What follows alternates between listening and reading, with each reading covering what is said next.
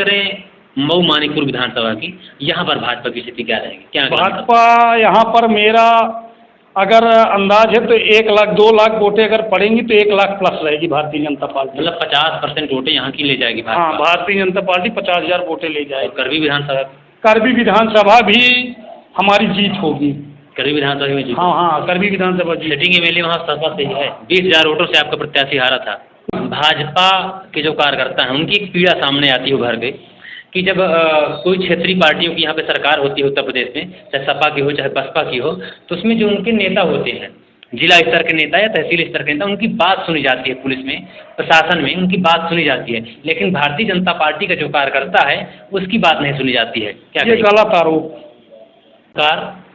मैं इसमें मौजूद हूँ मऊ नगर पंचायत में और मेरे साथ हैं जिला पंचायत सदस्य विनीत द्विवेदी। विनीत द्विवेदी जी, बुंदेल भास्कर में आपका स्वागत है। बहुत बहुत धन्यवाद भाई साहब। सर्वप्रथम पहली बात मैं आपसे यह कहना चाहूँगा कि आप ये इस क्षेत्र के जिला पंचायत सदस्य हैं, आपके पास युवाओं की एक बहुत ही बड़ी टीम कार्य कर रही है। एक सवाल यह है आपसे, भारतीय जनता पार्टी के समर्थक होने के नाते आप समर्थक हैं, इस काम में आपसे पूछना चाह रहा हूँ कि जो बूथ स्ट्रक्चर है आपका, भाजपा का बूथ स्ट्रक्चर इसमें बड़ा मजबूत माना जा रहा है, कह रही है सभी पार्टियां भी यह दावे कर रहे हैं कि हमारा बूथ स्ट्रक्चर मजबूत है। किस तरह से आप इसको देख रहे हैं? देखिए, हमारा बूथ सबसे ज़्यादा मजबूत, ये हमारे प्रधानमंत्री जी एक नारा दिए हैं। हमारे बूथ में हमारे कार्यकर्ता के अलावा ये चुनाव आम जनमानस लड़ रही है और आम जनमानस जब चुनाव लड़ती है तो उसका परिणाम और नतीजा दूसरा होता है। हर गांव, हर क्षेत्र, हर गरीब में एक ही नाम गूंज रहा है कि हम मोदी और योगी के सारथी हैं और उनके इस लड़ाई में कंधे से कंधा मिलाकर उनको प्रधानमंत्री बनाने का काम हम लोग पुनः करेंगे। ये क्षेत्र का एक एक गरीब, एक एक युवा, एक एक माताएं बहनें और भाई, सारे साथी हमारे जो है मिलकर भारतीय जनता पार्टी के कमल निशान को जिताने का पूरी तरह से मूड बना लिए हैं।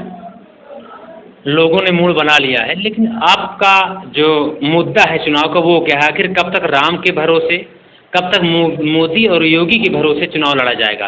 सारे कैंडिडेट, जितने भी भाजपाई कैंडिडेट हैं, योगी और मोदी के भरोसे ही चुनाव लड़ रहे हैं। कोई अन्य मुद्दा है? वो हमारी स्तंभ है और स्तंभ के मत्थे तो सब कोई रहते हैं, उन्हीं का दिया हुआ है। मैं एक बहुत छोटा सा उदाहरण दे रहा हूँ चित्रकूट जनपद का। मैं चित्रकूट जनपद के मऊ से मूल निवासी हूँ। मऊ से जो सपा बसपा कार्यकाल से मऊ यमुना पुल बन रहा है, ये 20 साल से जनता की मांग थी, लेकिन कोई सरकार पूरी नहीं कर पाई, बस वादे करती रही। मऊ से महिला जोड़ने का काम ये भारतीय जनता पार्टी की सरकार में पुल बनकर कंप्लीट हो रहा है और कल डीएम साहब का यहाँ दौरा था, 10 जून तक उन्होंने चलाने का इसको घोषणा किया। मऊ से 10 किलोमीटर के दूरी में क्रिश्चियनों का एक पुल बनकर तैयार हो रहा है जो ताड़ी घाट से लेकर और गढ़वा कौशाम्बी को जोड़ रहा है। इसके बाद वहीं से 10 किलोमीटर की दूरी में हमारा राजापुर तुलसी स्मारक क्षेत्र पड़ रहा है। वहाँ पर भी तुलसी जी की चाहे प्रतिमा हो, चाहे वाल्मीकि आश्रम में सुंदरीकरण का कार्य हो, या उसी के पुल के बनने से 6 लाइन राम गमन मार्ग पास है और सड़क भी बन के तैयार है, काम भी जारी है। उसके बाद विकास ही विकास, जहाँ आप देखिए पुल के अलावा अगर बात करें, हाँ, पुल के अलावा अगर हम बात करें तो आपके वर्तमान प्रत्याशी सिटिंग एमपी जो हैं, उन्होंने मऊ के लिए कोई ऐसा कार्य बताइए, 2 कार्य जो मऊ के लिए उन्होंने दिया हो। नहीं, मऊ के लिए उन्होंने नेशनल हाईवे बनी, मऊ परदवा मार्ग संपर्क मार्ग बनने के लिए स्वीकृत हो गया, वो भी बनने वाला है। जितने भी काम हो रहे हैं हमारे सांसद और विधायक के ही द्वारा हो रहे हैं, या विधायक कराएं सांसद कराएं, इस पूरे क्षेत्र में मैं सखौहा पुल अभी बनकर कंप्लीट हुआ, वहाँ भी बाढ़ से लोग प्रभावित थे। एक मवई के अमना पुल पास हुआ मवई नदी में, बजट के कारण सरकार के पास बजट नहीं थी, पुल स्वीकृत हो गया है। चुनाव के बाद जैसे ही वो पुल स्वीकृत होकर बनने का काम होगा उसमें। आप एक जनप्रतिनिधि हैं जी, आप एक बड़े जनप्रतिनिधि यानी सांसद से क्या अपेक्षा रखते हैं कि जो सांसद जीत कर आए, आपका प्रत्याशी जीत कर आए, तो क्या अपेक्षा रखते हैं कि मऊ के लिए क्या करे, मऊ के युवाओं के लिए? मऊ के युवाओं के लिए पहली बात तो एक उनकी रक्षा। किस चीज़ से रक्षा? हर चीज़ से रक्षा, कि वो एक युवा जो भटक रहा है, कहीं उसकी सुनाई नहीं हो रही, तो उसके लिए पहली बात तो उनकी रक्षा। सांसद जी उनकी रक्षा करें हमारे युवाओं की, जो उनके ऊपर गलत आरोप लगते हैं, गलत फर्जी मुकदमों में फंसाया जाता है, फर्जी तरीके से उनको यूज किया जाता है। लगातार सांसद जी जो भी उनके दरवाजे गया, ये आरोप लगाना, प्रत्यारोप लगाना विरोधियों का काम है।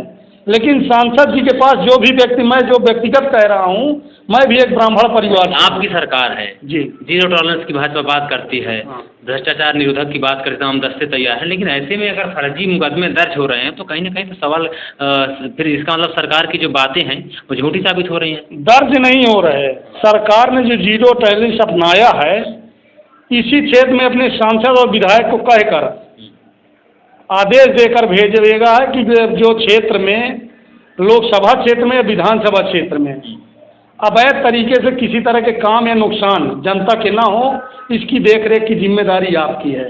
और मेरा तो मानना है कि ऐसा कोई काम सांसद और विधायक के द्वारा नहीं हुआ कि कोई यहाँ प्रताड़ित टहल रहा हो। नहीं, सांसद के द्वारा तो प्रताड़ित कोई नहीं हुआ, लेकिन जैसे आप कह रहे हैं कि सांसद रक्षा करें, हाँ, तो किससे रक्षा करें? जब रक्षा करें जो सपा बसपा माइंडेड हैं लोग, वो हमारे भारतीय जनता पार्टी कार्यकर्ता को, भारतीय जनता पार्टी वोटर को, भारतीय जनता पार्टी के बूथ अध्यक्षों को, जो भी भारतीय जनता पार्टी को मतदान देने वाले लोग हैं, जो सपा बसपा के मूल नेता हैं, वो उन पे गलत आरोप लगा के उनको अपने गलत तरीके से उनको ढंग से यूज न किया जाए। इसके लिए जो है हमारे सांसद और विधायक लगातार मेहनत कर रहे हैं, लगातार जनता की सुन रहे हैं। और ये तो आरोप है कि हम टिकट नहीं पाए तो ये गंदे हैं, आप टिकट पा जाओ तो भाजपा जिंदाबाद, आप टिकट न पा जाओ तो भाजपा मुर्दाबाद। इससे जनता का और उन बूथ अध्यक्षों का और हम जैसे छोटे जनप्रतिनिधियों का क्या लेना देना। हम तो भाजपा के बैनर तले योगी मोदी के नीचे काम कर रहे हैं, और हमारा एक एक कार्यकर्ता जब तक है तब तक भारतीय जनता पार्टी के लिए काम करता रहेगा। योगी मोदी के नीचे आप काम कर रहे हैं। आप देख रहे हैं कि जैसे जो आपके सपा के कैंडिडेट थे, गठबंधन के कैंडिडेट सपा कांग्रेस के, उन्होंने उनका टिकट कैंसिल करके उनकी पत्नी को मिल गया है। एक महिला प्रत्याशी लगभग 15 वर्ष बाद, 1.5 दशक बाद इस लोकसभा में एक महिला प्रत्याशी आई है। किस नज़रिए से देख रहे हैं कि महिला प्रत्याशी आपके लिए नुकसानदायक या लाभदायक साबित होगी? कोई नुकसानदायक नहीं, उनका न कभी यहाँ जान न पहचान। अब मेरा तो मानना है, हो सकता है कि अभी चित्रकूट मानिकपुर विधानसभा में तो उनका प्रवेश ही नहीं हुआ कि महिला प्रत्याशी यहाँ कौन। तो इस तरह कोई चित्रकूट की प्रसाद है कि आप भैया हम आए हैं, आप ले लीजिए और चले जाइए। आप जब जनता से मिलेंगे नहीं, अपना जनता से अपना आप बताएंगे नहीं, जनता की आप समस्या नहीं सुनेंगे, तो आप महिला प्रत्याशी हों या पुरुष प्रत्याशी हों, आपको मतदान कहाँ पब्लिक देने वाली। आपने अपराध नियंत्रण की बात की और आपने बताया कि हमारी सरकार सुशासन सरकार कहा जाता है। ऐसे में एक घटना घटी राजापुर पुल के पास, जो वर्तमान ARTO हैं उनके ऊपर हमला किया गया। उन्होंने आरोप लगाया, मुकदमा भी दर्ज हुआ राजापुर थाने में कि कुछ लोगों ने मिलकर उनको मारा क्योंकि उन्होंने उनकी ओवरलोड गाड़ियाँ पकड़ दी। ये इस विषय में तो भाई साहब मुझे पता नहीं इस विषय में, वो आरोप लगाए कि नहीं लगाए, ये मुकदमा दर्ज है पुलिस ने? नहीं, मुकदमा दर्ज किया उन्होंने, उसकी भी निष्पक्षता से जांच हुई। जांच होने के बाद RTO साहब ने जो आरोप लगाया था वो पूरी तरह से विवेचना में, सरकार का कहना है कि वो भाजपा के जो कार्यकर्ता हैं उनकी एक पीड़ा सामने आती है उभर के कि जब कोई क्षेत्रीय पार्टियों की यहाँ पे सरकार होती है उत्तर प्रदेश में, चाहे सपा की हो चाहे बसपा की हो, तो उसमें जो उनके नेता होते हैं, जिला स्तर के नेता या तहसील स्तर के नेता, उनकी बात सुनी जाती है पुलिस में, प्रशासन में उनकी बात सुनी जाती है, लेकिन भारतीय जनता पार्टी का जो कार्यकर्ता है उसकी बात नहीं सुनी जाती है। क्या ये गलत आरोप, सबकी बात सुनी जा रही है। गलत आरोप। ये हमारे बूथ अध्यक्ष भी हाँ। एक अपने आप को जनप्रतिनिधि, हम लोग मेरे एक कार्यकर्ता हैं, इतना तो सरकार ने या जो भी विभाग में आला अधिकारी बैठे हैं और भारतीय जनता पार्टी के बगैर बूथ अध्यक्ष जाए या न जाए, अगर वो ये बता देता है कि हम कार्यकर्ता हैं, ये समाजवादी पार्टी का हो या बसपा पार्टी का हो, हमारी सरकार में कोई भेदभाव नहीं, बराबर सबको योजनाओं का लाभ, बराबर सबका काम हो रहा है। योजनाओं का लाभ मिल रहा है। मैंने कहा कि कार्यकर्ता परेशान है कि उसकी सुनी नहीं जा रही। कोई परेशानी नहीं। ये आरोप, हाँ आरोप लगा रहे हैं विपक्षी। 20 तारीख के बाद सारा आरोप खत्म। मार्च के पूर्व रामनगर में कई घटनाएं घटी जहां पर भाजपा के किसान नेता ने आरोप लगाया कि वीडियो मेरी बात नहीं सुन रहा है और पेमेंट को लेकर कुछ बात फंसी। तो हो सकता है कि वो दोनों तरफ दल का आदमी रहा हो। ये भी हो सकता हो सकता गुटबाजी दल का आदमी रहा हो कि जो आज गुटबाजी कर रहे हैं, यही लोग 2017 में गुटबाजी किए विधानसभा में, जब आर के पटेल जी लड़े, जब आर के पटेल जी 2019 में लोकसभा लड़े तो भी गुटबाजी वही लोग किए। जब अविनाश चंद्र द्विवेदी जी 2022 में अपना दल से टिकट लाए तो यही लोग नारा लगाए कि ये बड़े आदमी हैं, ये बालू माफिया हैं, ये गुंडा हैं, ये तमाम तरह के आरोप लगते रहते हैं। राजनीति है तो कुछ समर्थक तो कुछ विरोधी होते हैं। चलिए ठीक है। अच्छा, आप व्यक्तिगत सवाल कुछ करना चाह रहे हैं, जैसे आप नेता हो गए, वैसे नेताओं की जो जिंदगी से पहले लग्जरियस रहती है, तो क्या परिवर्तन आप अपने में देख रहे हैं कि जो पहले था आप नेता बनने के पहले और अब कहते हैं कि बड़े बड़े महंगे चीज़ों का शौक हो जाता है, कहते हैं कि विदेशी सामानों का प्रयोग करते हैं नेता, तो किस नज़रिए से देखते हैं इसको आप करते हैं? हमारा कोई नज़रिया नहीं। मैं तो आप अभी तक कोई महंगी चीज़ या विदेशी सामानों का प्रयोग करते हैं? कुछ चिंता होती है कि नहीं ये प्रोडक्ट मैं विदेश का ही करूँगा प्रयोग करूँगा? हमारे प्रोडक्ट, हम इस क्षेत्र के हैं और इसी क्षेत्र का हमें प्रोडक्ट ज़्यादा पसंद है और देसी ही पसंद है। देसी पसंद, देसी आदमी। मैं इस गांव का क्षेत्र का बेटा हूं, भाई हूं और युवा मेरी जान और शान दोनों है और मेरी दम या मेरे परिवार का दम। मेरे भाई अभी पूर्व में 1 साल पहले नगर पंचायत के चुनाव लड़े। एक युवा अपने कंधे में बैठाकर नगर पंचायत का चुनाव सौंपने का काम। क्या लग रहा है कि भाजपा की क्या स्थिति रहेगी लोकसभा में? भाजपा पूर्ण बहुमत में सरकार बनाएगी और 48 लोकसभा। मैं बहुत तो नहीं कहूँ, लेकिन जनता के दम में आपको आश्वासन दूंगा मैं और विपक्षियों को बताऊंगा कि लगभग 1 लाख के अंतर से भारतीय जनता पार्टी चुनाव जीतेगी। ये मैं जनता की तरफ से आपको मैं वादा दे रहा हूँ। भाजपा का जो बड़ा वर्ग है वो भाजपा का वोटर कहा जाता है। भाजपा से उसकी नाराजगी साफ तौर पर जाहिर है, देखी जा सकती है जमीनी स्तर पे, कई जगह विरोध भी है। ऐसे में कैसे जीत दर्ज कर पाएंगे? नेता का विरोध हो सकता है लेकिन जनता का विरोध हर क्षेत्र में नहीं है। अगर बात करें मऊ मानिकपुर विधानसभा की, यहाँ पर भाजपा की स्थिति क्या रहेगी? क्या भाजपा यहाँ पर मेरा अगर अंदाज है तो 1 लाख 2 लाख वोटें अगर पड़ेंगी तो 1 लाख प्लस रहेगी भारतीय जनता पार्टी। मतलब 50% वोटें यहाँ की ले जाएगी भाजपा? हाँ, भारतीय जनता पार्टी 50,000 वोटें ले जाएगी। करबी विधानसभा भी हमारी जीत होगी।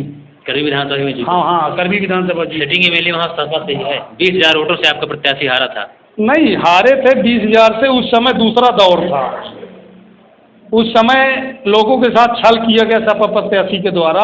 अब जनता जान चुकी है ये दौर दूसरा है, वो दौर दूसरा था, तो क्या दौर बदल नहीं सकता? क्या नहीं बदल सकता? ये केंद्र का मामला, हमारे मोदी जी के सम्मान का मामला है। लोगों के भाव बदल सकते हैं? लोगों के भाव मोदी जी के प्रति कोई नहीं बदले हैं। मतलब जीत दर्ज होगी? आप जीत दर्ज होगी। जीत ये भगवान श्री राम के चरणों में, ये जीत भगवान श्री राम के चरणों में जाएगी, ना कि किसी प्रत्याशी के। जो भी जीत होगी, एक मुद्दा होता है जो 500 वर्ष पहले एक मुद्दा था कि राम मंदिर हम बनाएंगे, डेट और तारीख नहीं बताएंगे। राम मंदिर बन गया, 370 धारा हट गई, कई चीज़ें होने के भरोसे भाजपा आज भी चुनाव लड़ रही है। कोई नया मुद्दा नहीं सामने आ रहा है। तो लोग कहते हैं महंगाई, बेरोजगारी चरम पर है, तो इस तरह के मुद्दों को लेकर भाजपा चुप्पी साधे हुए है। नहीं, जनता तो कुछ नहीं कह रही। जनता की ही मांग है? जनता कोई मांग नहीं है। जनता सुकून की रोटी खा रही है, योगी मोदी का दिया हुआ राशन खा रही है। 5 लाख तक का जिस बेटे का राशन योगी मोदी का है कि किसान का है? नहीं, योगी मोदी किसान देते हैं हमारे योगी मोदी को, उसका मुआवजा हमारे योगी मोदी किसान को देते हैं और किसान से ही मोदी योगी के गया, ये मोदी योगी से जनता के बीच में फिर पुनः वापस आ गया। अभी तक हमारे साथ जुड़े थे जिला पंचायत सदस्य विनीत द्विवेदी, आपने इनकी बात सुनी। और अब देखना यह है कि जीत किसके पाले में जाती है और किसको हार का स्वाद चखना पड़ता है। इंतजार करिए 2 जून तक। बहुत बहुत धन्यवाद। कैमरामैन उमाकांत के साथ मैं प्रकाश ओझा, बुंदेल भास्कर।